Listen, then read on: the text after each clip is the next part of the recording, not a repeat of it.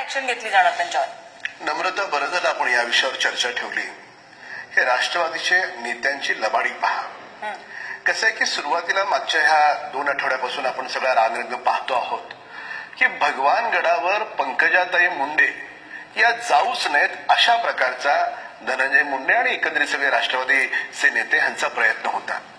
शेवटी तो प्रयत्न त्यांचा विफल झाला.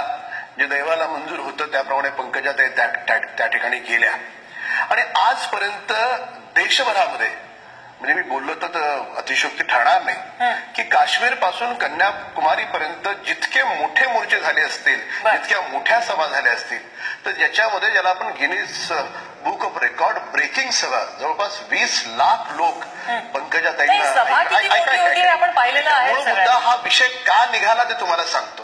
20 लाख लोक त्या ठिकाणी येतात आणि पंकजाताईंचं नेतृत्व मान्य करतात, पंकजाताईंवर भरभरून प्रेम करतात.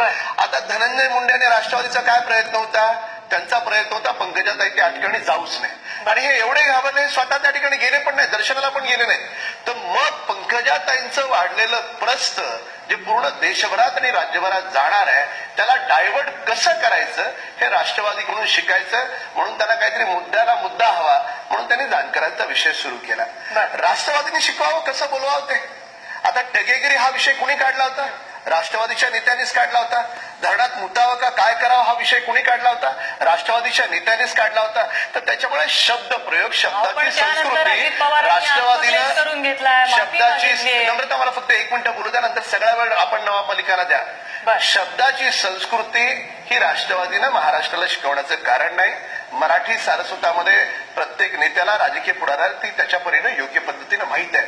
फक्त पंकजाताईंचा वाढलेला प्रभाव आणि प्रत्यक्षपणे धनंजय मुंडेंचा झालेला पराभव आणि धनंजय मुंडेंच्या आड राष्ट्रवादीचा झालेला पराभव याच्यामुळे लोकांमध्ये वेगळ्या प्रकारची चर्चा सुरू करायची याच्यासाठी जानकरांचे शब्द